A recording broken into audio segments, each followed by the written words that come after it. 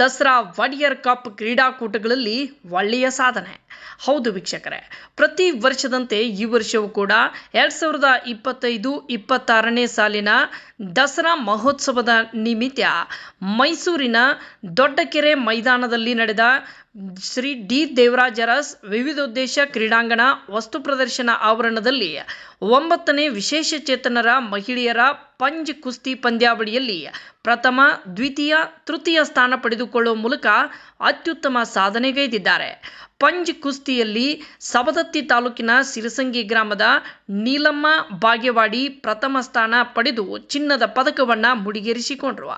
ಇನ್ನು ಮತ್ತೊಂದು ಪ್ರಥಮ ಬೆಳ್ಳಿ ಪದಕವನ್ನು ಸವದತ್ತಿ ತಾಲೂಕಿನ ಗೋವನಕೊಪ್ಪ ಗ್ರಾಮದ ಕುಮಾರಿ ಯಲ್ಲಮ್ಮ ಗದಿಗೆಪ್ಪ ಉಪ್ಪಾರ್ ಪಡೆದುಕೊಂಡರು.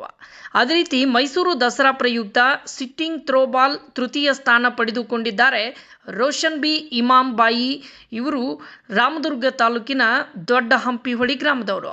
ಇನ್ನು ವಿಶೇಷ ಚೇತನರಲ್ಲಿ ವಿಶೇಷವಾಗಿ ಬೆಳಗಾವಿ ಜಿಲ್ಲೆಯವರು ಮೈಸೂರು ದಸರಾ ಒಡೆಯರ್ ಕಪ್ ಕ್ರೀಡಾಕೂಟದಲ್ಲಿ ಸವದತ್ತಿ ಮತ್ತು ರಾಮದುರ್ಗ ತಾಲೂಕಿನವರು ಪ್ರಥಮ, ದ್ವಿತೀಯ ಹಾಗೂ ತೃತೀಯ ಸ್ಥಾನ ಪಡೆದುಕೊಳ್ಳುವ ಮೂಲಕ ಜಿಲ್ಲೆಯ ಕೀರ್ತಿಯನ್ನ ಹೆಚ್ಚಿಸಿದ್ದಾರೆ. ಇವರಿಗೆ ಅಭಿನಂದನೆಗಳ ಸುರಿಮಳೆಯನ್ನ ಗೈಯಲಾಗ್ತಿದೆ. ವರದಿ ಮಂಜುನಾಥ್ ಕಲಾದಗಿ, ರಾಮದುರ್ಗ.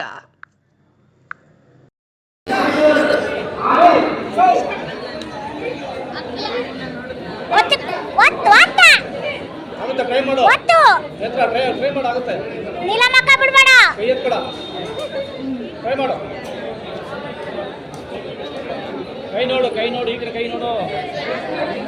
ಎತ್ತು ಎತ್ತು ಹಾಗಾಗಿ ಎತ್ತು ಬಿಡಬೇಡ. ಆಯ್ತು